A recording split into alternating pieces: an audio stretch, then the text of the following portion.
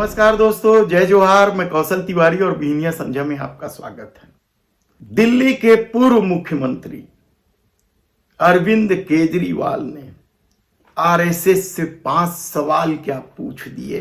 Bharatiya Janata party और RSS को सांप सूंघ गया। 72 घंटे बीतने के बाद भी आरएसएस की तरफ से उन सवालों का कोई जवाब नहीं आने पर अब आम आदमी पार्टी के नेता संजय सिंह ने फिर से वे सवाल दोहरा दिए। वह सवाल क्या है और क्यों वह सवाल सोशल मीडिया में खूब वायरल हो रहा है, वह पहले सुन लीजिए।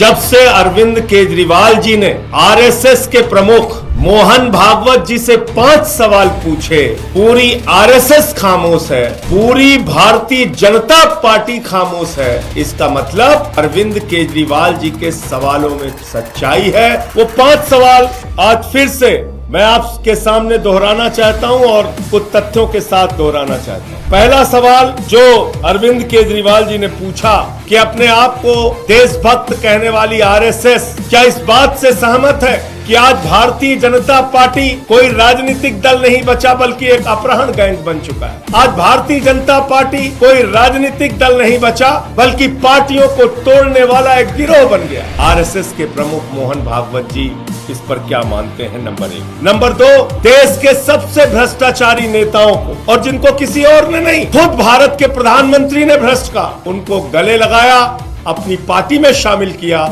और उनको क्लीन चिट दे दी। केजरीवाल जी का तीसरा सवाल है आरएसएस प्रमुख मोहन भागवत जी से कि मोहन भागवत जी, क्या आपने भारतीय जनता पार्टी के पथभ्रष्ट होने पर, इन सभी कार्रवाइयों पर आपने उन पर अंकुश लगाने की कभी कोई कोशिश की? चौथा प्रश्न, जेपी नड्डा जो भारतीय जनता पार्टी के राष्ट्रीय अध्यक्ष हैं, उन्होंने खुले तौर पे कहा चुनाव के दौरान कि अब हमें आरएसएस की जरूरत नहीं है। तो क्या बेटा इतना बड़ा हो गया कि मां को आंखें दिखाने लगा? आरएसएस के प्रमुख को यह कही हुई बात कैसे लगी?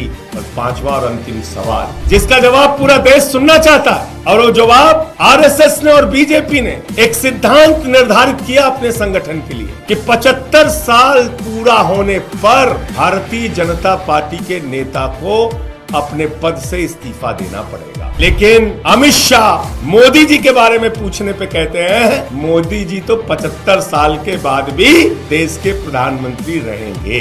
और जो सवाल केजरीवाल जी ने पूछा है उसका जवाब मोहन भागवत जी को और बीजेपी को देना चाहिए, क्योंकि पूरा देश इन सवालों का जवाब चाहता है।